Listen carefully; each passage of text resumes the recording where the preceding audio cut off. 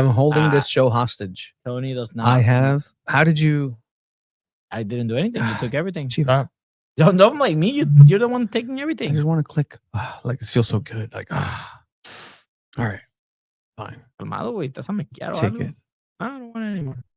Hands off now. You take it. SanDiego Wave. SanDiego Wave start their season this week. Abe, how are you feeling about this? You have some intense coverage coming up, don't you? Yeah, I'm finishing up my power rankings along with the other people that work at All for 11. It's interesting looking at other NWSL teams and where the Wave stack up. Honestly, I think the Wave made some. At the end of the day, you could probably say they made some pretty solid moves. The only major question mark is at the goalkeeper position. I think defense-wise, last year maybe they didn't look as great as you'd expect. But I mean, another year of Kennedy, Wesley, and Christian McNabb is not really that much to frown about. They're still pretty solid back there. So I kind of believe in their defense if it stays healthy as well. Daniela Arias played a really good game for Colombia against U.S. Women's national team. Only 1-0. Yet still, she won't find minutes for SanDiego Wave somehow. I doubt she finds very many minutes, but it's really interesting how the Wave have kind of figured it all out. Because I think when the Caitlin Sheridan news happened, Savannah McCaskill leaving, you're just like, this is all going to hell. But looking back now, they're probably figuring it out. Yeah, you extend Kenzadali. That news dropped this week. That's a big bombshell. What do you guys think about that? We love a good bombshell. I just finished. I feel so. We should be talking about that. I feel so open in the middle, just like as you know, we're talking like this is how the sausage is made. Like I'll be getting texts about things that you guys we've talked about, some stats, some news maybe. Anyway, Kenzadali, big, getting the 10 signed for sure. And can we please give somebody the mouse? Thank you. Appreciate that. Can you calm down, Tony? Yeah, calm down, Tony. I don't think I can. It's just so weird. It's so foreign not to have everything at my disposal. You're closing tabs. Chiva. Okay. But yeah, we're not talking this anymore. No, okay. So Kenzadali, yeah, you have to go ahead and lock that down because, you know, you've lost a lot of talent and you've lost a lot of leadership historically in your 5 years. It's going to be the 5th SanDiego Wave year. That's a big push happening. This year, everybody's going to get a little towel on Saturday saying 5 years. Yay. And so you need that leadership in the midfield because you lost a lot of leadership in the back with Caitlin Sheridan not being there. You have to have some veteran presence as well. Somebody who's, you know, familiar with the league as an international, as you're bringing a lot of Brazilian talent over. Ludmila is going to be just leading this attack unless something changes radically with Adriana Leon and her kind of pathway back into the starting fray, because the way that this team is being constructed by Camille Ashton, like it seems Brazilian flair heavy in the way that they did the French Connection last time. I think they're going and leaning into that and making Dudinha a little bit more comfortable with her attacking options. And it doesn't really matter who's behind her, but behind her is going to be somebody who is getting a lot of praise as you know the season leads up from Kenza, from the media, from everybody. Kimi Ascanio, and so I think that's going to be the big kind of connective tissue between Kenza, the midfield, and Kimi onto the Brazilians up top. But it's going to be a very different SanDiego Wave. I think much faster up top for sure. But we'll see how Jonas Ball really kind of gets integrated in that. And in a way, right, like whatever you built last year with Jonas Eidevall head coach, it doesn't really matter because you have important pieces that are part of your team now that don't know what you're kind of all about. And it's going to take some time to develop. And last year, his priority, Jonas, was to get the team fit, because in order to play Jonas Ball, in order to play the system, you need to have a certain level of fitness, which he came in, he was like, nope, this team is not fit for what we need to do. Donovan back to basics. When he joined. Yeah. But at the 6th position, do you think they're well off there, especially with the departure of Savannah McCaskill? Because the more I think about it now, it's like Savannah McCaskill was so important to the beginning of the year last year, and that winning streak that they went on before the international break. I like Frazier. Like I think she's gonna do a solid job. Kiki Palmer. Kiki Pickett. I think she played at Coachella. She played as a right back. Hot Ones. The show with hot questions and hotter wings. I just Yeah. watched that one. That's why. It's a Kiki friend of Pickett mine. can't play at the 6 though. She can't play at the 6. I feel like she's gonna be more on the right backs, especially just the lack of depth there. It kind of scares me. You mentioned the goalkeeper position, but the right side of the back line is also a little bit scary. That's true. There's gonna be a season kickoff rally tomorrow, Balboa Park. Still to celebrate, kind of like, I feel like the theme of this season for San Diego Wave is gonna be Balboa Park. All the players are gonna be there. The full roster. Abe, you were telling me that this is the first time that the first NWSL team announced. I imagine because of this, it seems like maybe all NWSL teams or a couple NWSL teams are going to be announcing their full rosters tomorrow morning. Probably when do they do it? Like 10 a.m. That's when they usually send that out. Mm-hmm. So I wouldn't be surprised if we get that drop and then we see them all presented at Balboa Park. So it's going to be interesting, but they also are kind of just announcing moves, so it's not just like all bombshell when they say the roster tomorrow. Like the Jordan Fusco news really surprised me. Like getting recalled, but again in that midfield. So they sign. Think about this way: they signed her at the end of last year, right? Like exit interview, they like, all right, we're gonna bring her back, but we're immediately gonna send her on loan to Tampa Bay because we don't think she's gonna play next year. That's probably what anytime you send a player on loan, especially a young player, it's like, hey, you're good, not good enough to play here right now. We want you to play. Go somewhere else. But they bring her back. That kind of says a little bit about what they think from their own team, right? Or is it more about what her spot's going to be in Tampa Bay? Or something may have happened to the fitness of a player in that position that's going to necessitate somebody coming in because, there was the daughter of Eric Winalda.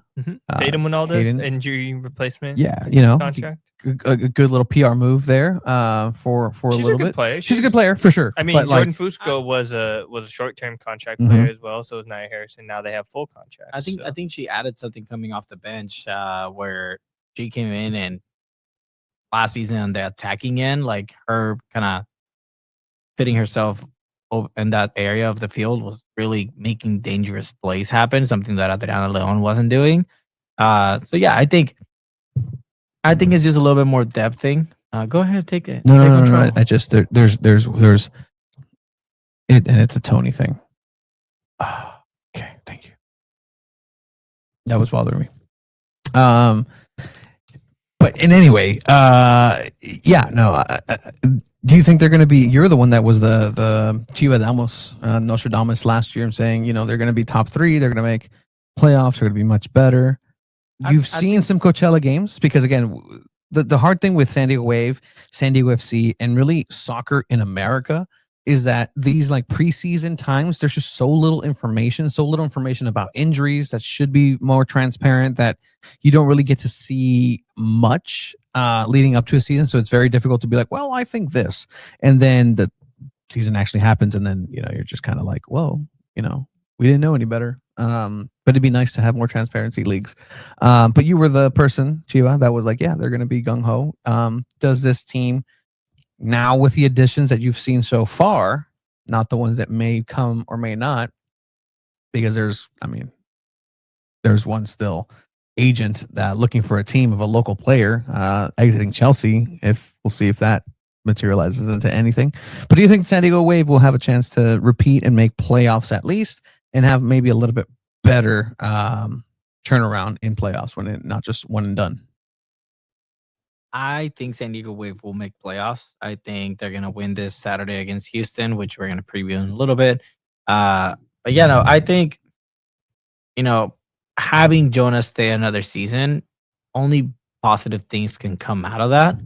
And I definitely do believe that they're going to be able to compete. And yeah, no, I'm optimistic. I don't think they're going to be one of the best teams in the season, but I think they can definitely compete. Like, they can put up a fight against anyone. So I am excited for the season. I am excited, but yeah, I can see them making playoffs. Abe? I mean, can I get a preview? Can we get a preview? Let's get a preview. Yeah, where do you have them in your power rankings? All for 11, check out. This is where you pull up his All for 11 is actually right there, should be. And then you share the screen. So right now, I think I would have them at I haven't completely finished it, but probably around 6, So 5, playoffs. 5 playoffs. Playoffs. They Check out all for are 11. a good, well-organized team. They kind of fell apart at the end of the year last year. They got found out a little bit, but I think they got better in areas that they needed. The arguably always the most important area on a soccer field, which is front of goal, that striker position.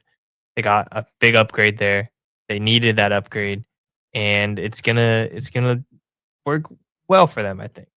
But the caveat also is just like if the defense falls apart, it's gonna look pretty poor because the rest of the NWSL has gotten a lot better, and then that upper echelon of teams, I think I wouldn't be surprised if they end out one and done or in the second round of the playoffs they get kicked out just because of how good the rest of the NWSL got.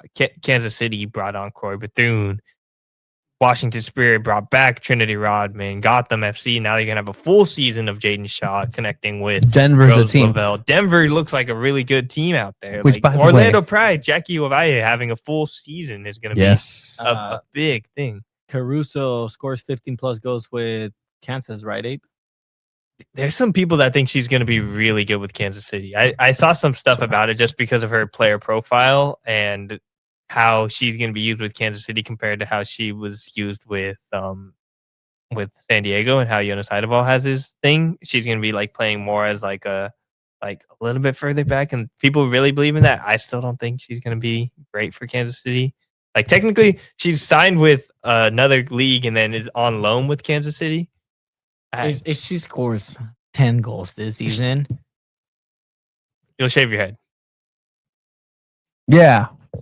Yeah, Me. sure. Yeah, I will. She's not even signed under contract for the whole season. Wait, are we making non-San Diego Wave bets? Kiri Kroos is a San Diegan. She's a San we're Diego not. player. Okay. We shouldn't be betting, guys. Come on now. Yeah, lifetime ban for sets from 2 balls in a mic. No, but I don't. I think balls gambling. she'll be solid. Won't be completely taking over. Can't. There's a thing in the chat. When does Heaps get to Colorado? I think at the end of probably around the international break. Yeah, that was something that we kept getting hounded on by just the San Diego Wave and NWSL viewers across. Is like, she wasn't at the Coachella Valley Invitational. No, but that's the team that she's going to be a part of. So I called you out on that when you. Yes, but like since then it's been kind of a thing like, oh, you don't know ball. This guy doesn't know ball. He doesn't watch women's How's sports. this for ball? They were Happy International Women's Day. None of you have said that. That was yesterday. Not today. Oh, we celebrate just once. It's 365, 24/7, homie. Cool. Alrighty. You disagree? Okay. I don't. Okay.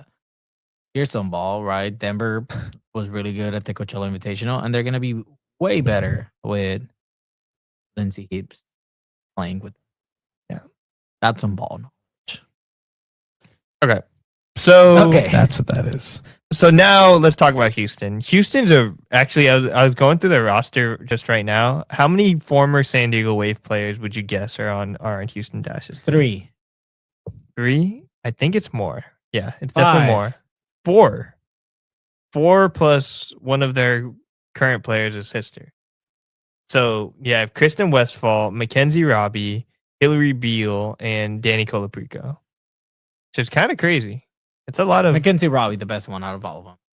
Yeah, I wouldn't be surprised. Mackenzie did score at the Coachella Valley Invitational as well. I wouldn't be surprised if she ends up on that starting line for Houston. Houston's not the greatest team, I think, on the attack. I think that's probably where they're lacking the most. They're really good on defense. They got Avery Patterson, who's been great with the U.S. Women's National Team. Mm-hmm. And so on defense, I think they're a really, really solid team. The offensive side, there's a bit left to be desired, and San Diego is going to benefit a lot from that, I think, especially in this first game. So I'd definitely give the edge to San Diego Wave. Not by a lot, though. I still think Houston might be one of those on the edge playoff teams. Much in the same way that I think for San Diego FC, the way Marcus and Varson's season is going to go is the way that Dreyer's going to have his season and whatnot. For San Diego Wave, it's going to be Gia Corley. However this attack is going to kind of flourish is going to be depending on how good Gia Corley can actually be in that creative role, right? She was brought in as a pseudo replacement for Jaden Shaw.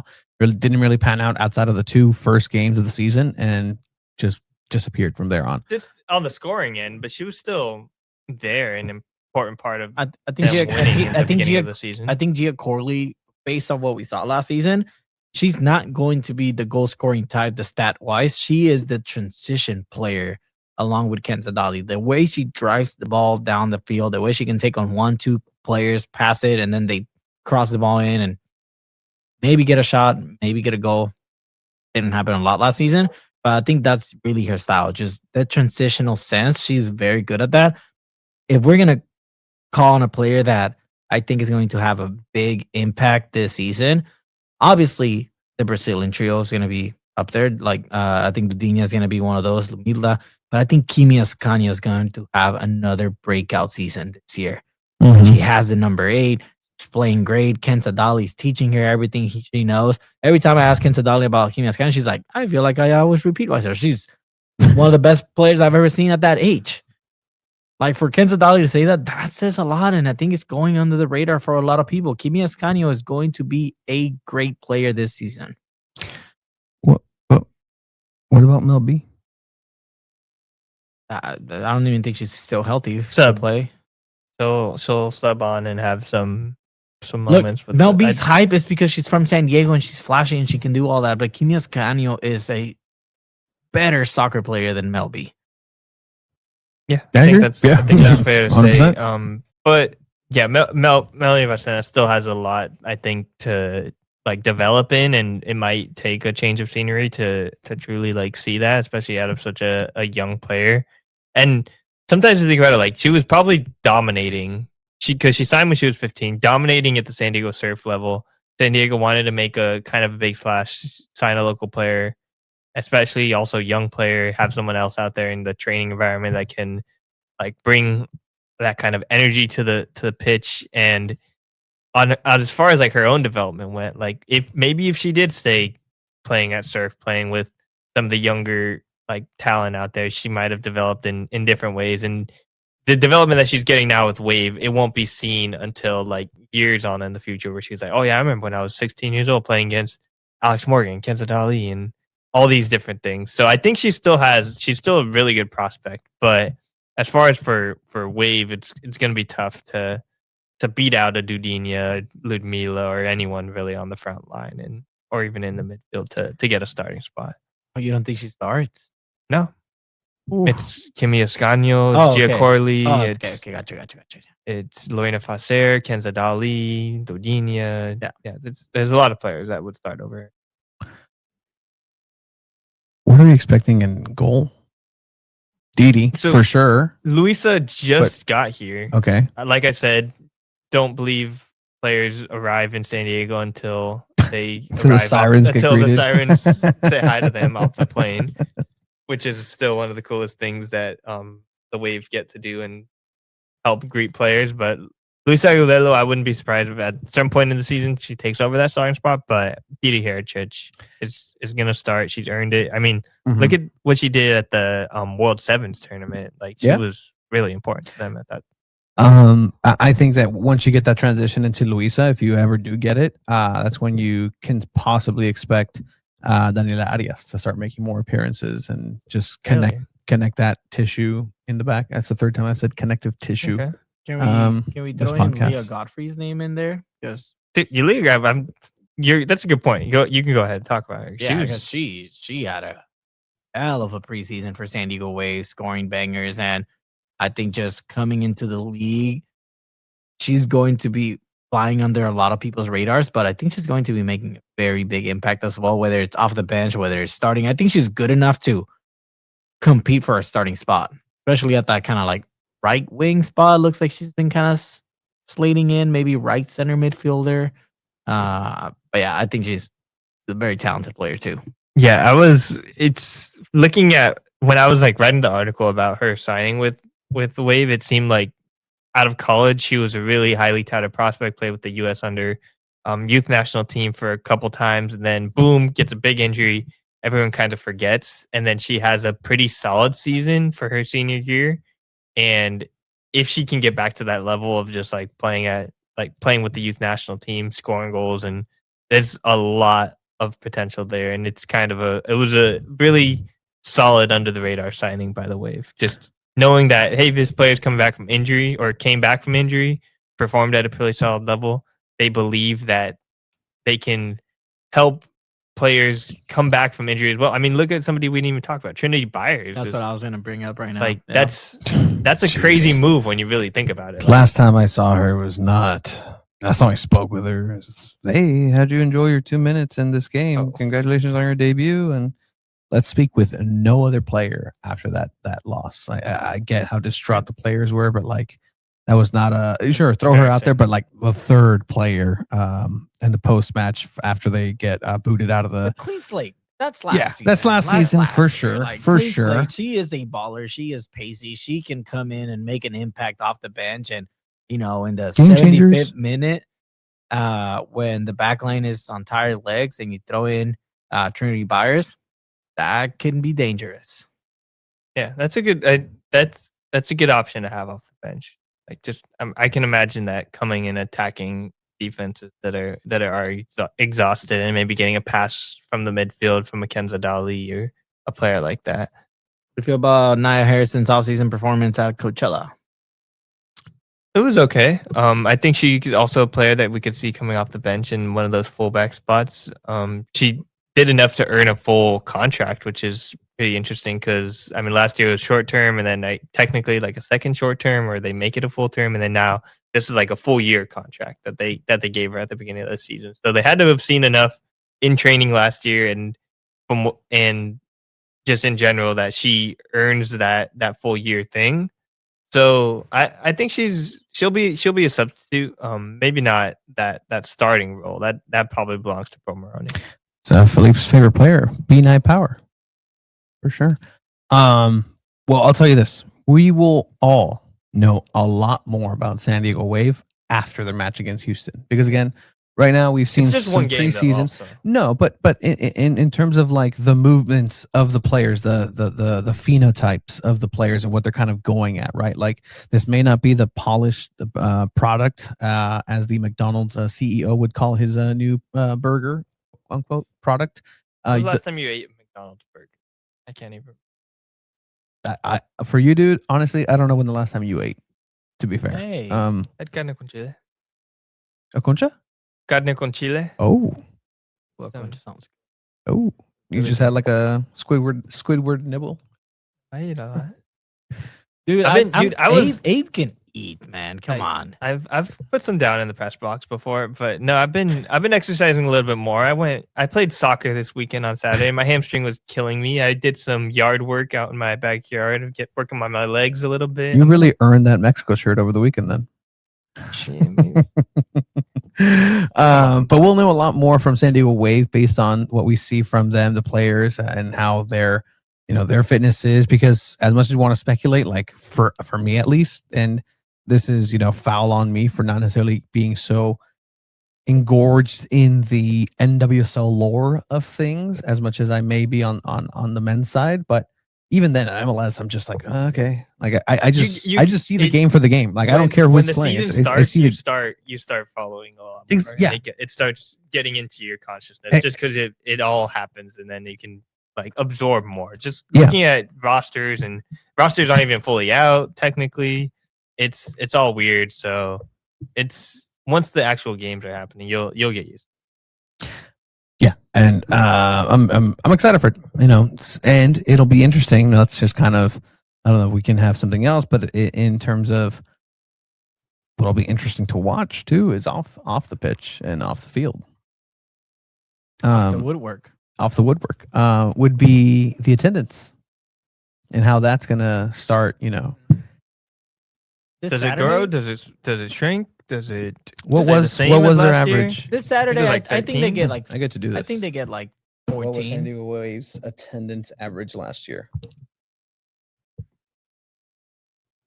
You got your little AI buddy's gonna tell you it's faster than maybe us googling it. You think?